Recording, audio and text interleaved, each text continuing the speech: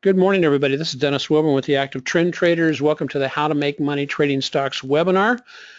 We do this every Friday at 10 a.m. to get kind of a snapshot of what the market has done the previous week and see if it's giving us any kind of indication of what's going on, with the potential of what's going on for next week. Joining me today is Mike Traeger from Dallas, Texas. You still getting rained on, Mike?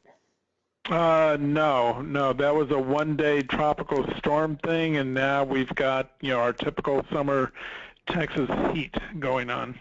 Well, having lived in Texas for quite a while, several years when I was in the Navy, I know that next to the Philippines, Texas was had the hardest rain of anywhere I'd ever been in my, first time I grew up in California, and first time I'd been anywhere where it rained so hard that you'd get the windshield wipers in your car couldn't go fast enough to keep the windows where you could drive. Yeah, that actually happened here on Wednesday, 2 days ago. Yeah. But it was a tropical storm that came in, off of the Gulf and sort of wound its way through the state, and it's gone now. And excuse me, now we're back to 98-degree temperatures. Yeah, and so yeah, out here in Pleasant in California, we're having the pleasantness of just a pretty nice summer so far, and it was about 82, 83 yesterday, and had a good time taking my granddaughter to the fair, her first fair. And she loved the animals and had a ball, and grandchildren are really a blessing. So I want to remind everybody what we do cover today is going to be for presentation, training purposes only, and that anytime you are looking at a new method or a new system, to paper trade always prior to risking your own personal capital. Last Wednesday night, we introduced the 3 focal strategies for the active trend trading system. And we actually launched off on our anchor positions for strategy number 3, which is wealth building and income generation. And we're getting going with that. And it's basically a patience and timing type of strategy, but it should work out very well going forward. And when the market's in this kind of character that has been demonstrating of slight upward bias to a sideways move, this kind of strategy can work out very well because it and then next Wednesday night we're going to be presenting on market neutral wealth building, which is going to grow off of strategy number 3 for wealth building, and you'll see how we can basically, and this is how we actually launched the anchor positions to make it a market neutral wealth building cash flow strategy. And so we're looking forward to that, and that is available for all premium members and trial members of the Active Trend Trading System. Money Show coming up July 16th to the 18th. I'll be presenting on July 17th early in the morning at the Marriott on Mission Street, downtown San Francisco. Presentation will be on wealth building with income and income generation with index ETFs. So this week, Mike, it's kind of interesting.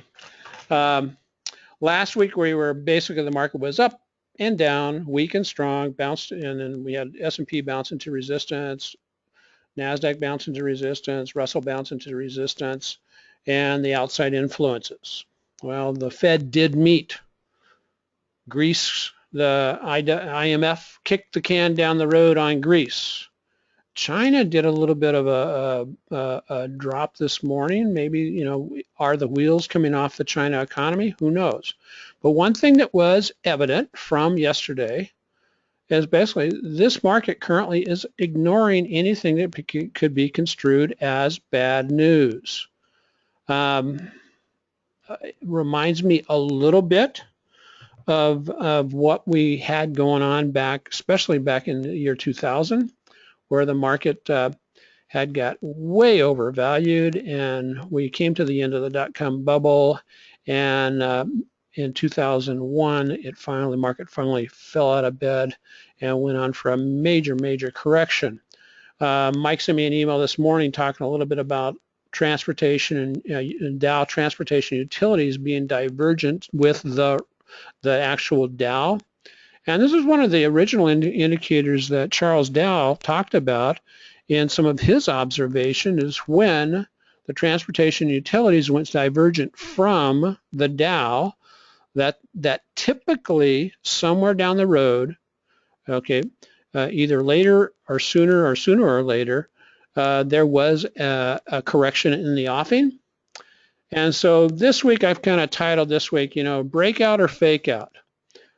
We saw the S&P bounce even higher, but it still was contained by its high resistance for the year. Same thing for the NASDAQ. That's the NASDAQ 100. The NASDAQ Composite actually broke out and broke past its highs back from, what was it, Mike, March of 2000? Exactly right. Yeah. And then the Russell, breakout and so far holding. Typically when the market does start into a corrective mode, oftentimes the Russell will be the first index to break down.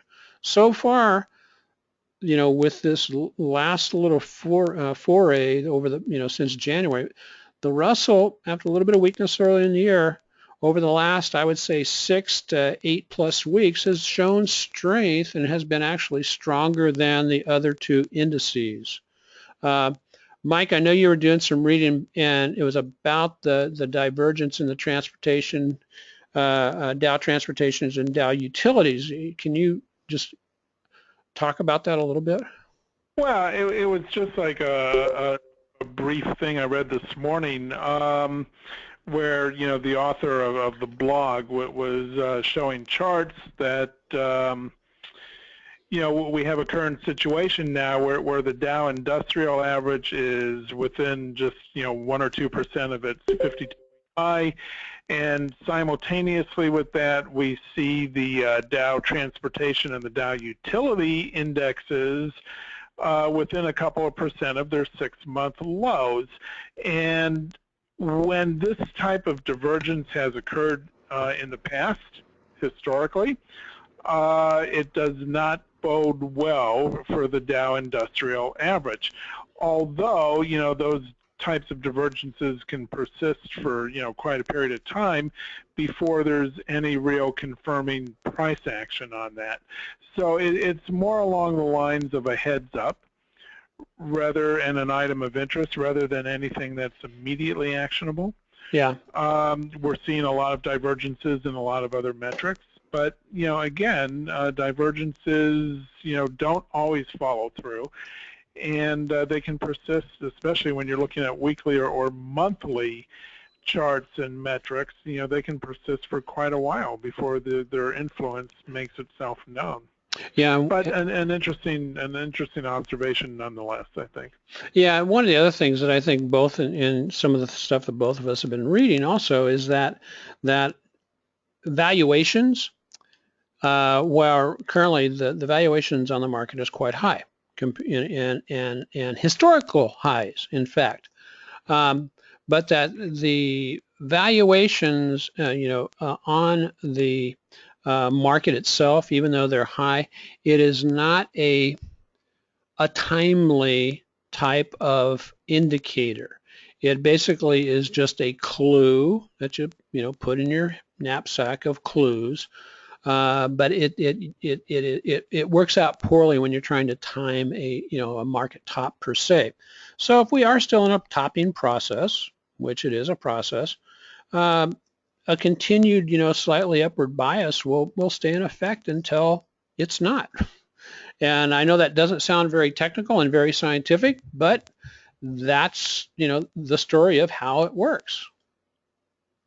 Yeah, that's true. And I think it's interesting to note, just on the slide you showed, I mean, we've been mentioning for several weeks now in these webinars. I know I mentioned the situation in China a good month or so ago, and it looks like that's beginning to break now. Yep. And which was highly predictable. The only thing that was unpredictable was the timing on that.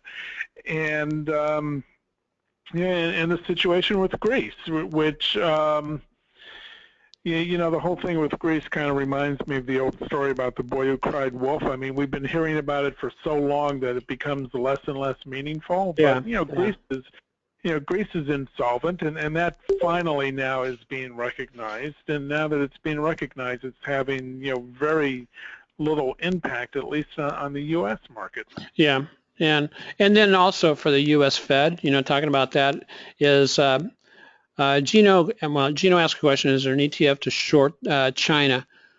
There probably is, Gino, but one of the things I like to is just take what is it, the FCX or FXC, Mike? It's the FXI, which FXI. If you want to short China, you can buy put options on the FXI. It's probably the most liquid of the Chinese ETFs, Exactly. and with the best option chain. To answer the question, there are ETFs that you can buy, which are inverse ETFs to China. They tend to have not very good volume, and they're just not high volume vehicles.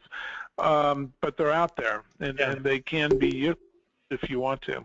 Yeah, and as Mike said, I like on FXI, I like the puts. If you're going to trade it to the downside, I tend to stay away from inverse index ETFs or inverse ETFs because of all the manipulation that have to be done in order to emulate an inverse of whatever larger index it's tracking.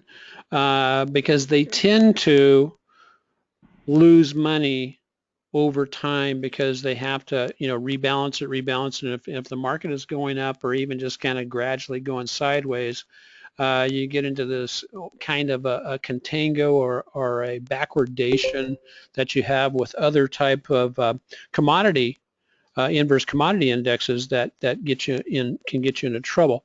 If you want to see that, take a look at TNA, which is the 3 times index ETF for the Russell, and then compare it to its inverse 3 times ETF, which is TZA, I believe. And TZA is correct. Yeah, and TZA, take a look at how far it's gone down in value, while in fact it's gone down more in value, a larger percentage fall than the 3 times leveraged ETF that you would expect. So just keep that in mind. Here we go. The percentage of stocks above the 20-day moving average is where we were last week, right here. Here's where we are this week. One of the things that was interesting, Mike, I know we've been talking a lot about this down sloping line right there. And we actually broke through that a little bit this week. Now, does that mean strength is coming back into the market? I don't know. We got a higher high, a higher low, bounce back here up here of the, and that should be down here at the 30, that green line there. The chart I was working off had much smaller numbers. And so you got to bounce back up, and we're back across that. And does that mean we're going to power on up to the 80 level, where we would anticipate for a much more healthier market, where you would expect to get some sort of a reversal? We don't know at this time, but this downtrending lower highs line still is a line of demarcation. If it drops back down below this, then we could be going right back into the still working within a consolidated, slightly upward biased channel. And so we'll see. This was as of about 9 o'clock this morning when this picture was taken. So we'll see where this ends up the day to see if this currently what looks like a hanging man type candle remains the same. And we'll see if this rolls back over next week. We've been getting a lot of those. If you've probably noticed, you'll get a good hard few days up, sometimes even a week's worth, but then you get a pullback and 2 or 3, 4 or 5 days down, and then you get a bounce. And so we'll see if that character, that personality of the market continues moving forward. But right now we're in between signals on the early warning alert signal, early warning alert, and so we're standing by. Mike, you got any comments on this particular one? No, I'm just, I'm not convinced that we have a breakout here of that downtrending line. I mean, it's basically serving as a resistance right now. Yeah. And I guess we'll see over the coming, several days if that's going to hold or if it's just sort of a modest false little breakout. Yeah, sometimes when you have a downtrending or a trend line like this, or even a level of support, you get these Pinocchios that they stick their nose up above it, and then when the nose reverts and shrinks back, it falls back below it, and all it was almost like hitting a moving average and dropping. And so we'll see what transpires like that. So what do we got going here? Okay, this week. Right as of 9 o'clock this morning, the Dow Jones was up 1.34, up from last week, 2.75 on the S&P, up from last week, about a percentage point, a little bit over a percentage point on the NASDAQ 100, and almost about 1.6% on the Russell. Definitely showing it's been in a stronger move. And here's my assistance this week. This is my granddaughter. I'm getting her started early, so she was helping Papa with the charts yesterday before we went to the fair. So let's take a look at the charts and see what they're telling us this week.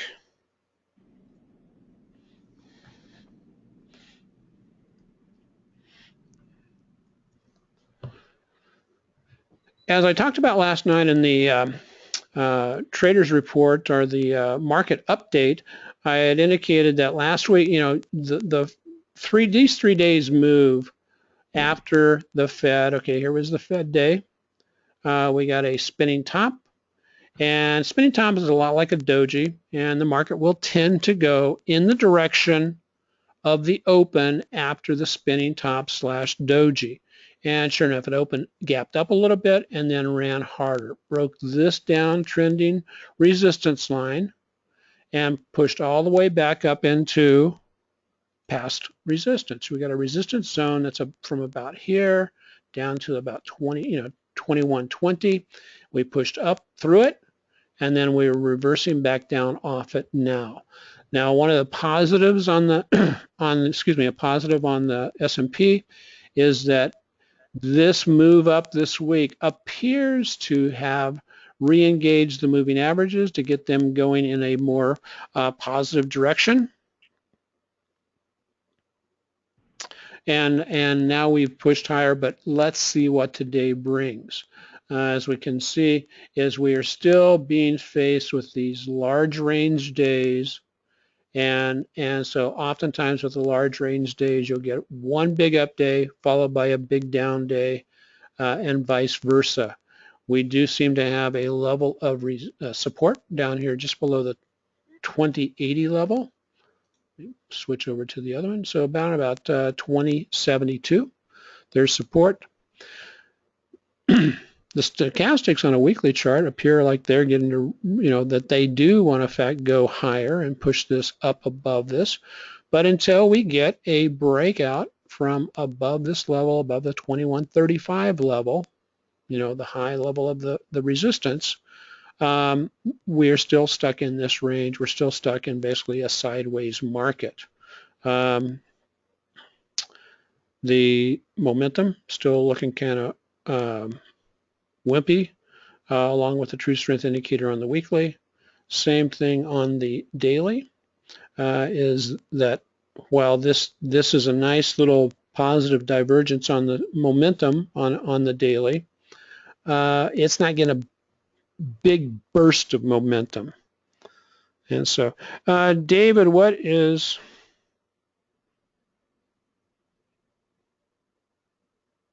on the SSTW, S5TW is not a, yeah, no, without a, which moving average is that going off of? David is asking a question about, okay, on the S&P 500, yep, that's correct. It's a similar type indicator as a percentage of stocks above their 20-day moving average, but what David's showing is that's on the S&P 500, which is just another, where you can take the measurement off that, and it is not above its trend line. So let's take a look at the NASDAQ really quickly.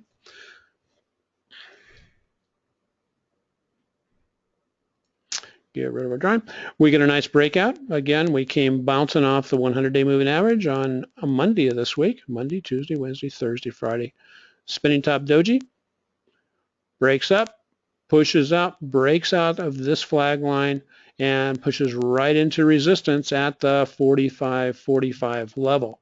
And again, we break back above this. You've got a high of this resistance zone up about 45.61, breaks out of past that. Then the NASDAQ may push higher. The NASDAQ, let's see how far away. The NASDAQ 100's all-time high from back in 2000 is up here at the 48.16 level. So in reality, it's not that far away. In fact, if we lay in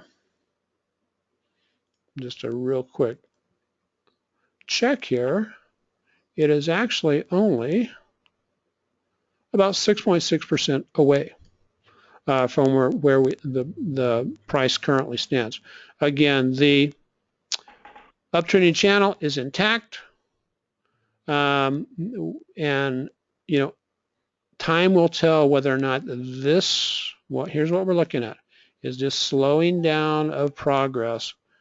Is that going to be a rounding top type of process? Is it going to go straight away here with this being the top portion or the ultimate high for this particular thrust, move up in the market or this bull market? And so time will tell whether or not. The first initial half of it appears like a rounding top, but again, what it appears to be at this point, looking, past the hard right edge of the chart, is purely, an opinion at this time, because we could just continue to power up. A couple of, Mike talked a little bit about some of the things in history where historically the markets that are at an all-time value, right, Mike? Yeah. According to one metric I'm aware of, the market is now that the median or average stock in the New York Stock Exchange, one of the valuation metrics is now higher than it has ever been in history, even higher than it was in 2000 at the height of the dot-com craze. Yeah. And by other metrics, things are more expensive now than they've ever been, with the exception of the heights of the 2000 dot-com mania.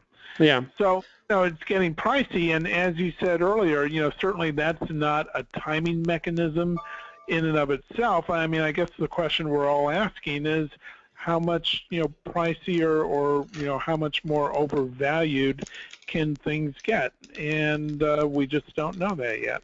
Yeah, and and a couple of things I was reading this week talk to the specifics about no time in the history of our economic history has there been such a level of government interference and government manipulation as we've had with the Fed.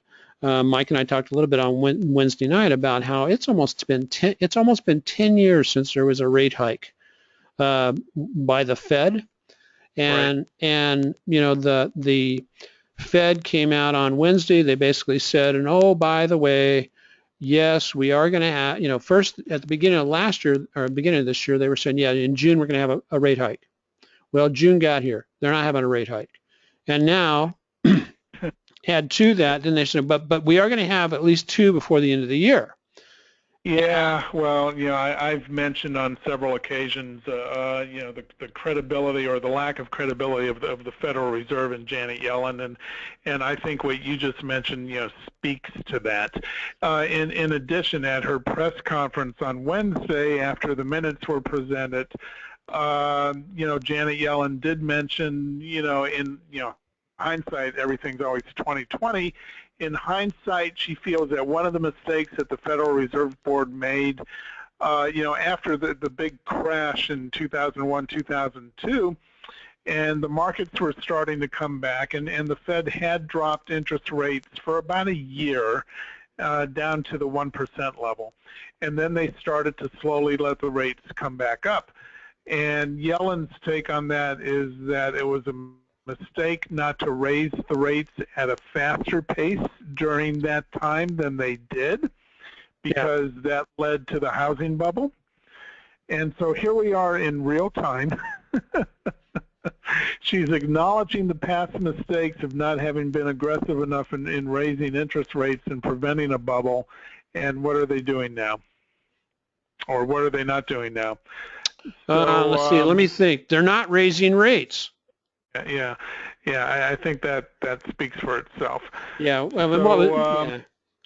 Yeah. Now, I mean, there's a general consensus that this is not going to end well on a number of levels. But when does the breakdown start happening? As we've said, maybe we're in a topping process now. Yeah. But we're at the hard right edge of the chart, and we don't have the benefit of hindsight yet in terms of timing. Yeah, one of the things that's really fun, and just for everybody, just pay attention. If you hear some of the talking heads out there starting to say, "Well, this time it's different," stand by, because I remember back in the dot-com bubble back in 2000 and 2001, where things were going nuts, and you hear all the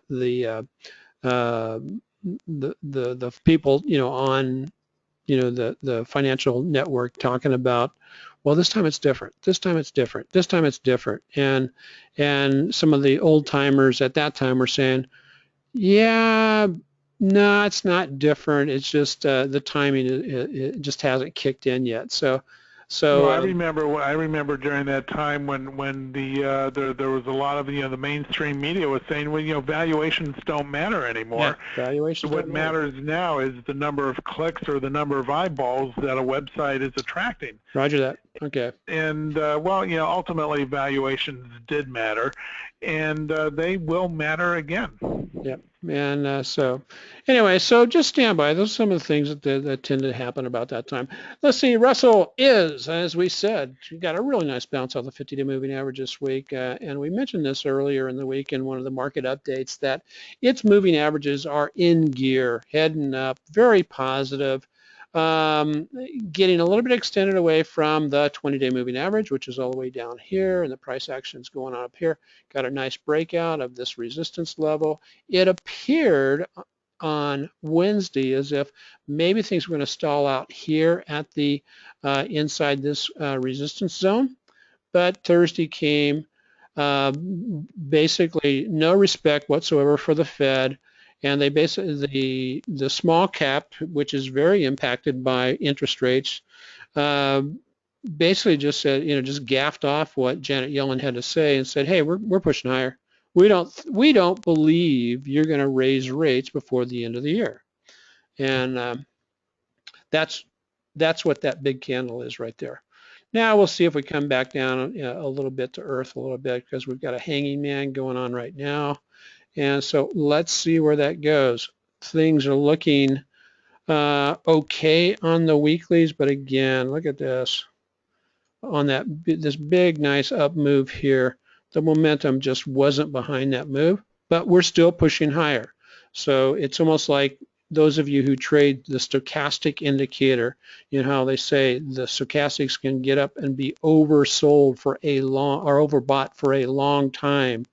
Before dropping, and so can the momentum. Momentum can be kind of weak, but still continue to have that upward bias. And so Dave had a question or wanted to mention something. Dave, are you where you can speak? I'm going to take your. Dave, you're on the air. No, you were talking about the valuations of stocks, and I just made a comment that the dollar fluctuations that we're seeing, the dollar went way high, now it's falling, and that's going to heavily affect the valuations of stocks in the future as well. Yeah. It's going to be harder for companies to, say that they're okay with high PEs. So. Yep. So without a doubt. Yeah. So. Okay, that takes care of the indices. What else have we got going on? Any other questions on the indices, guys?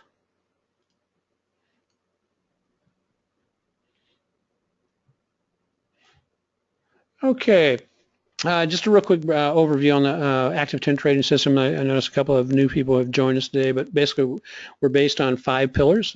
We indicate what to trade, which is typically quality IBD growth stocks and or index ETFs, when to enter, when to exit, what strategies to use. That's what our last presentation on Wednesday night was about, and what to expect.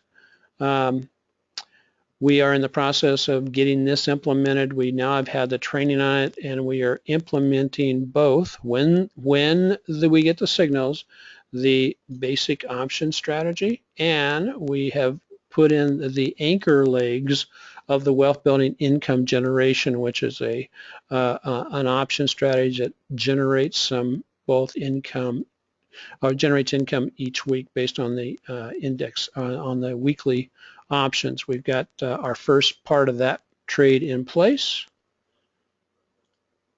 And this was based on, this is a track record that I'm doing just specifically.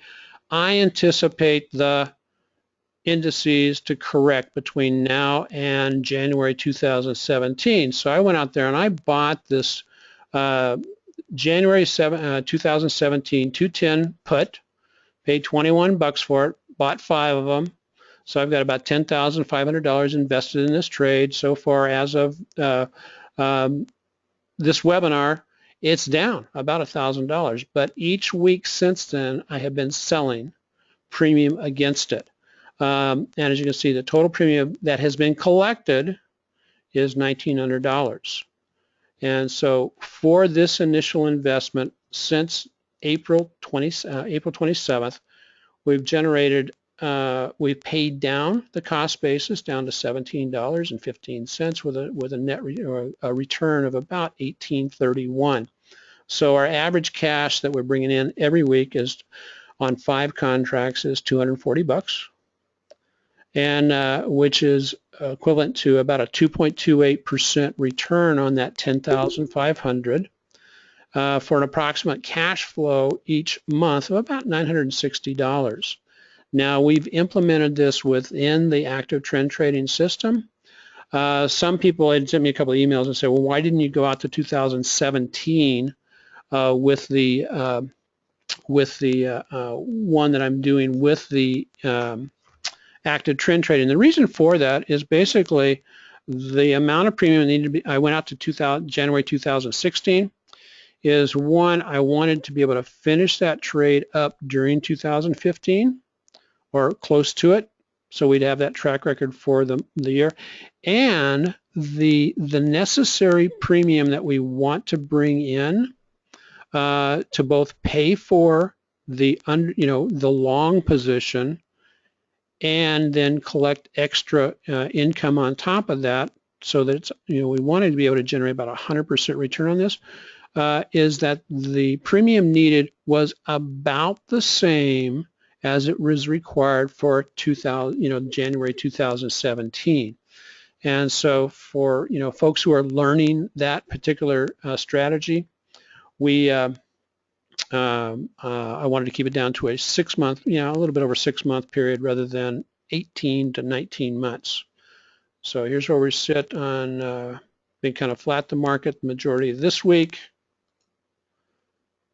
So picks for the highlighted stocks this week, not a lot of picks, but we introduced the 3 focal strategies of active trend trading and have implemented that strategy, and we'll be collecting premium on that on a weekly basis. And so then I'll just finish with just a real quick highlight.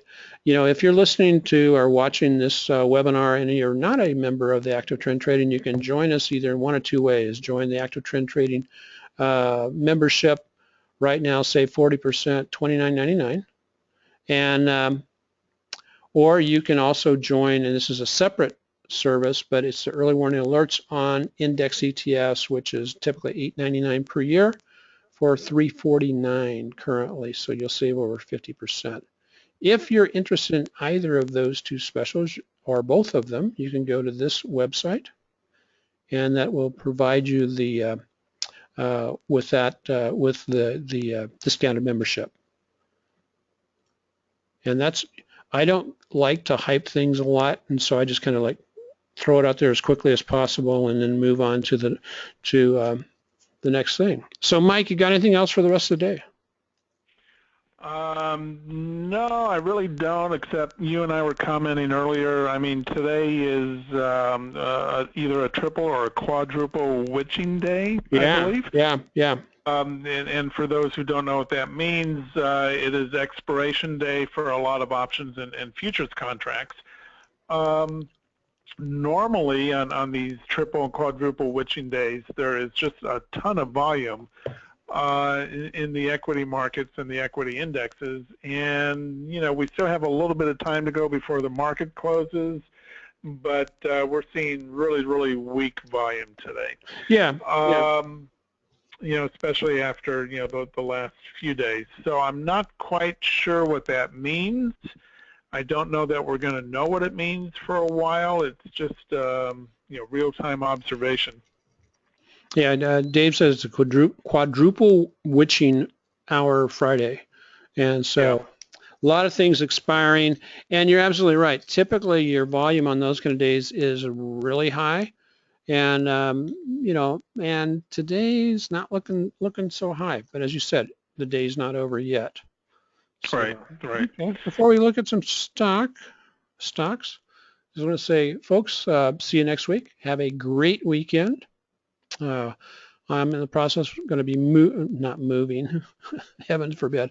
I'm going to be driving down with my wife down to Bakersfield for a baby shower for our grandson, David, tomorrow. And so I will be working on getting the Traders Report and the Art and Science of Active Trend Trading weekly update out. I'm going to try tonight, but try to write on it. And if that doesn't happen, I'll be able to work on that going down to Bakersfield tomorrow, so it'll be on time on Sunday. So with that, I say thank you very much. Mike, thanks a lot as always. Well, happy Father's Day. It is Father's Day, so yeah, hey guys, happy Father's Day. Well, Sunday, yeah. Okay. So have a good weekend. Okay, thanks, Mike. Bye. So we've got some stocks. If you have a stock you want us to look at, go ahead and start putting those in. And we'll take a real quick look at them. Tracy, CUDA. CUDA's in the process of building the right side of a cup. And it is basically working its way back up. As you can see, it needs to get up about 43 to 44 if it's going to be a cup and handle pattern. But this was a pretty good size drop. It is pushing higher. And let's see if we put in, one thing that I really have liked about CUDA in the past is waiting for these, and this was a kind of a funky pullback, but it was still a pullback with a flag nonetheless, which led to where a person could have got in here about $40, and it's up to $42.63, potential of going all the way to 46. If the market turns around and shows some weakness, we may get another pullback and before it moves higher, or we may get push up a little higher and then put in a push up a little higher, then put in a handle type formation and then break from the handle. And if that's the case, we just draw a trend line across here, and as soon as it breaks this trend line, this would give us our entry point.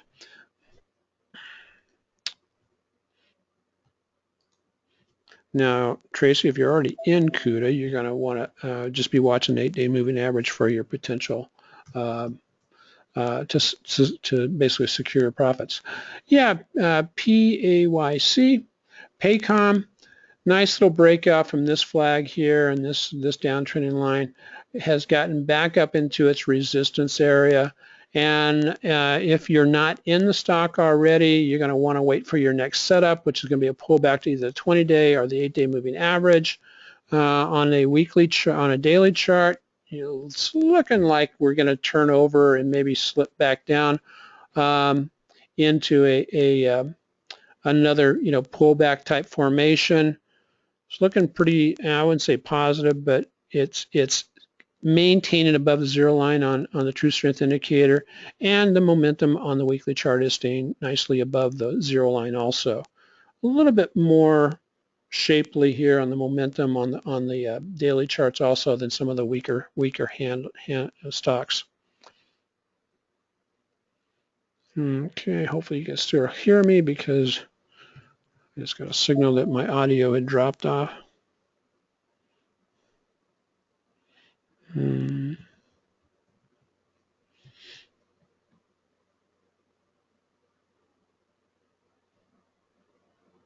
you hear me now? Okay, it just reestablished itself.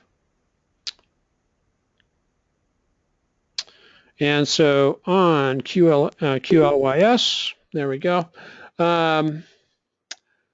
Tracy, it's pushing its way back up towards the lower part, the window seal of this gap down window. And all of this is a resistance area in here, but it just continues to push higher. It appears as if, the volume is coming in, slightly at or above average as it pushes higher here. So at this particular point, I think what we, would want to be looking for is some kind of a pullback for a sound entry. And this is where I always like to go back if I'm looking at a stock for the first time, or I want to look back at the past. This is the weekly chart up here to see if it has a habit of putting in patterns. And sure enough, as you can see here, it has in the past put in patterns, and it's in the process of putting another pattern right now. Now, same thing over here on the daily chart, pattern. These are just little pullback flags. And so if it's done in the past and it's maintaining that same character, I would look for it to basically maintain that character. And so now we're looking for a nice little pullback in here somewhere. It may get all the way up into this level. But we've got some resistance that starts there about 48, probably goes up to 50. See if it's going to get in this area, pull back a little bit, and then start counting. As soon as you break back out of that flag, that would be your potential entry.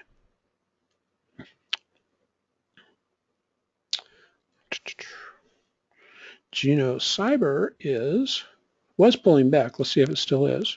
No, it's hanging up there pretty well. Cyber got a breakout last week. And as you can see this week, it's kind of maintained that breakout. Well, I actually had a breakout on Tuesday. As maintaining that, you can actually move this trend, this support line up a little bit to about 71 and see if we're going to flirt with that 71 before moving higher, if we're going to get any kind of a pullback.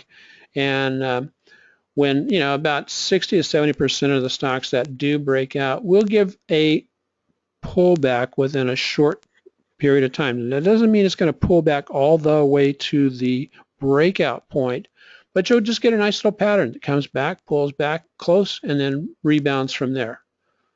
We'll see if that takes place here. This is another stock that does give pretty nice patterns, especially on the weekly charts, and so something to keep your eye on. EW,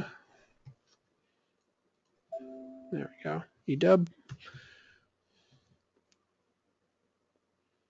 Yeah, big move off this lower level, good, huge volume. This is one to keep your eye. It is extended away from the moving averages at this point. You could categorize that as kind of a cup type pattern where it's pushing on up here towards 150. It could blow past 150 and continue on. But anytime something moves like this, yes, huge buying coming in on a daily basis. And we would be wanting to see some kind of a pattern where it's either going to stabilize and then launch higher, because at this point, trying to get in it at this point would be a, kind of like catching a rocket ship with one hand. Let's see.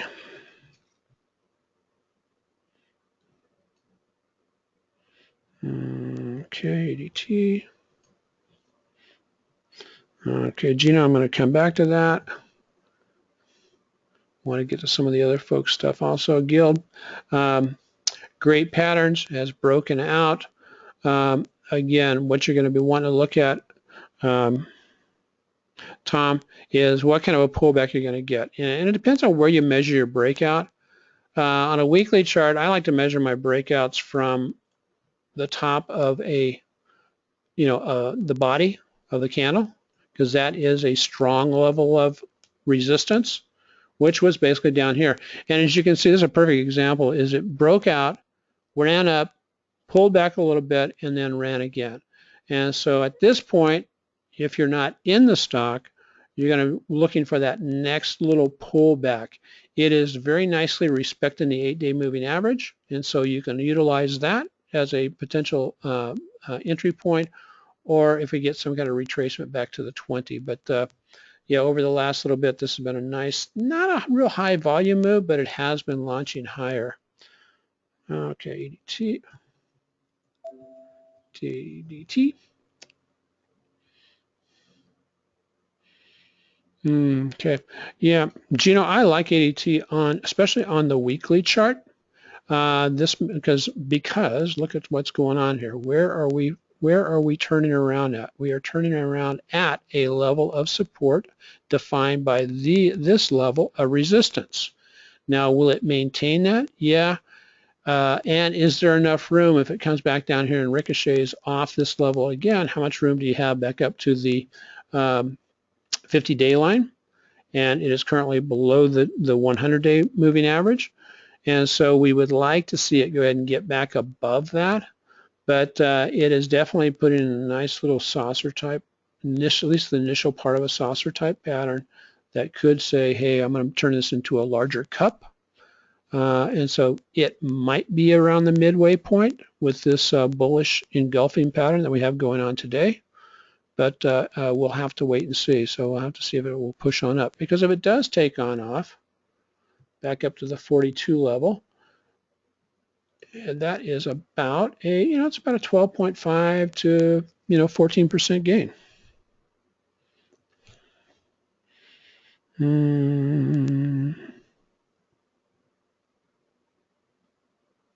Okay, Minex Resources I'm totally unfamiliar with. If that's what you were looking at, was that MLNX? Okay.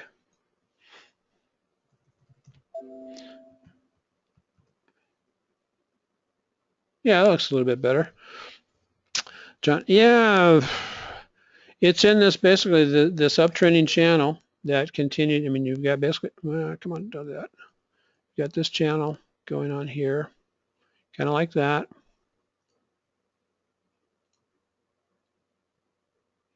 Working in that channel there. It's just hit its head on the top of the channel. And so let's see if it ping pongs back up from, falls back down and then ping pongs back up.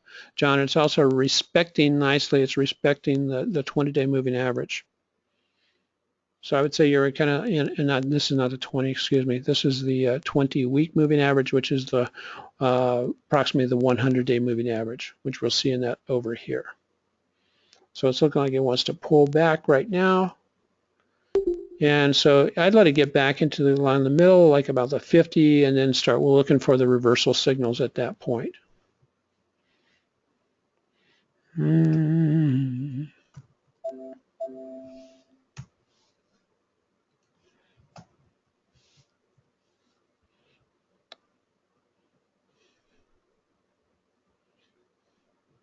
Solar City. Again, I would double check the stock checkup list on the IBD website on this, but it is looking kind of interesting that it appears as if it has pulled back and may be putting in a higher low and could potentially launch from there. The range and magnitude of this, yeah, not bad, because if it basically goes from the 20 all the way back up to this envelope line, that's a 10% gain. And right now what you've got is a piercing line going on the weekly chart, which is a bullish reversal signal. So it's got, what kind of volume is that on it? Yeah, it's got over 4 million shares. And on this, what appears to be a little bit of a sell-off day, you can see the volume is quite low. How we're doing time-wise, folks?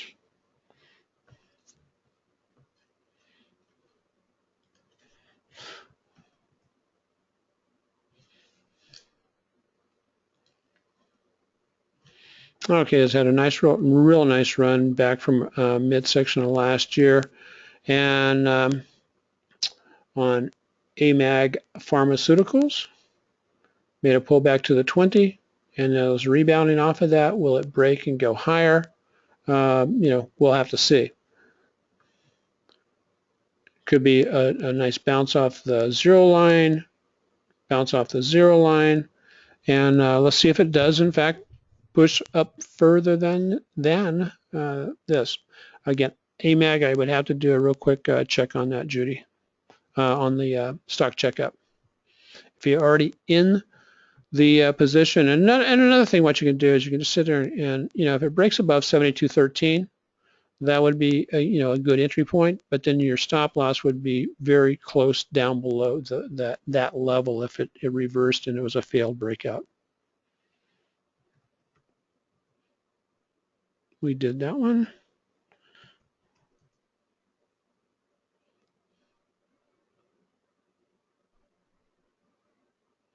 Yeah, Tracy, I like that one.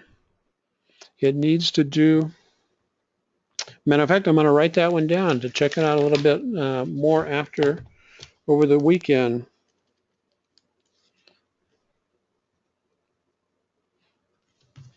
Had a really nice move down off of this bottom, and what I like, I want to show you, use this as an example. Oftentimes you'll get a big move, and that's why I like to use these moving average envelopes. You get a move up, thrust up, pulls back to the moving averages, thrust back up, hits the resistance area, and then kind of falls, and then you get this nice little controlled downtrend.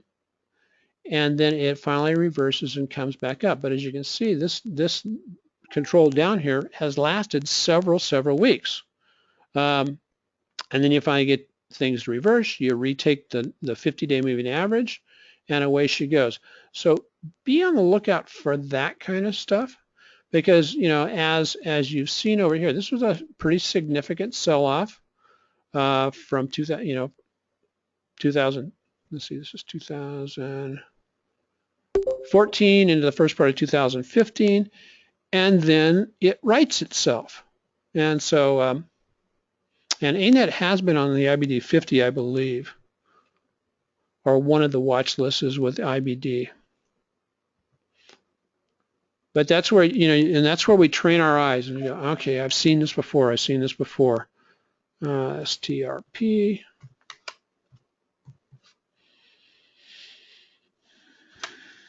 Okay, STRP is one of those that is kind of doing that. On the weekly chart, you've got a flag shaping up. We know we have a level of, I would draw this in right here. I would say, okay, I know I've got a level of where it broke out of this pattern here. And this was a little bit of a kind of a cup and handle kind of thing. Broke out from that, and now it's coming back to retest that breakout. Be paying attention when the stock, if you're not in the stock right now, be paying attention if it gets back down to the 69.81 level, which also corresponds with the 50-day moving average, or you've got another level of support that's let me draw that in better.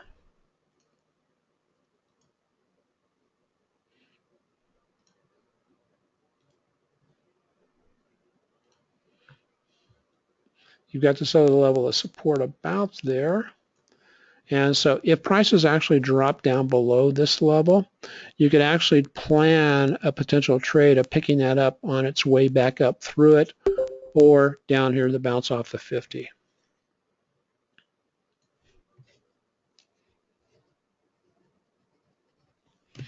Good choices, folks. Let's see, MIL. And I'm going to do 3 more, and then I'm going to call it a day.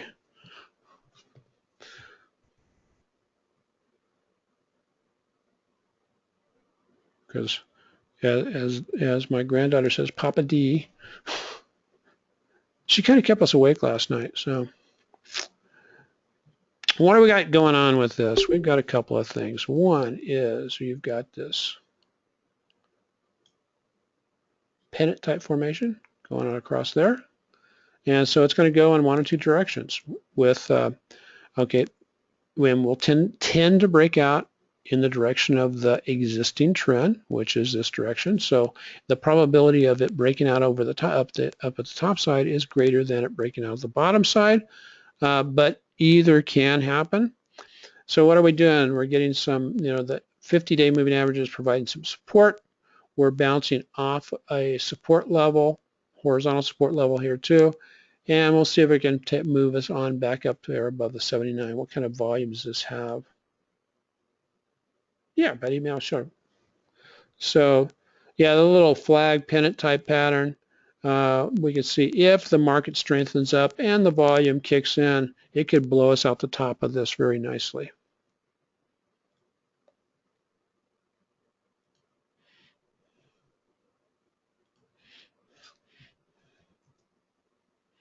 TBI, why is this not?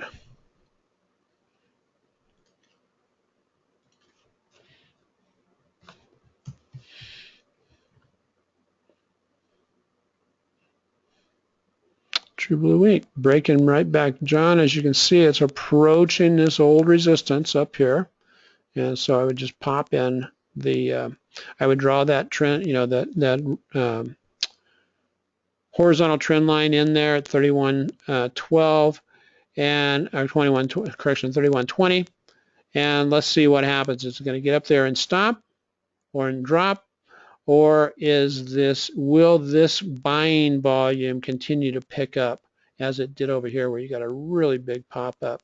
The volume, yeah, for me it's a little bit light when it comes to daily volume. Average volume, it's about 35,000 shares per day on average. I like them to be up more around the 500,000. But occasionally, hey, if you've got good looking patterns and you're position sizing properly,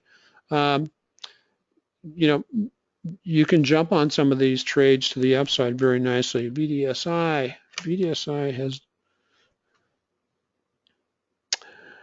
continues to push higher. It broke out of this support here, or this resistance at about a $31, and now it's continued to push higher and higher and higher. This stock we can continue to count on this stock putting in nice patterns because that's what it's done. And so what we may be seeing here, large move up, is this may, let me say that VDSI may be the DDD,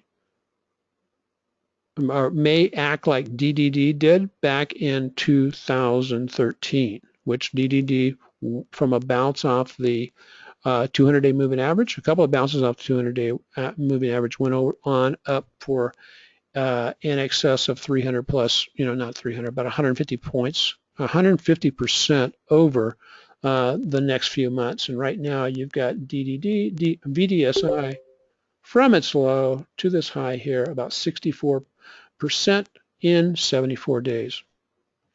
So, okay, folks, that's going to bring us to the end of today. Thank you very much, Judy. And oh, awesome! And congratulations on your daughter-in-law having a baby shower tomorrow. And again, remember to wish your dads a happy Father's Day. And if you are a dad, have a happy Father's Day. And do something nice for your family. So have a great weekend, folks. God bless. See you later.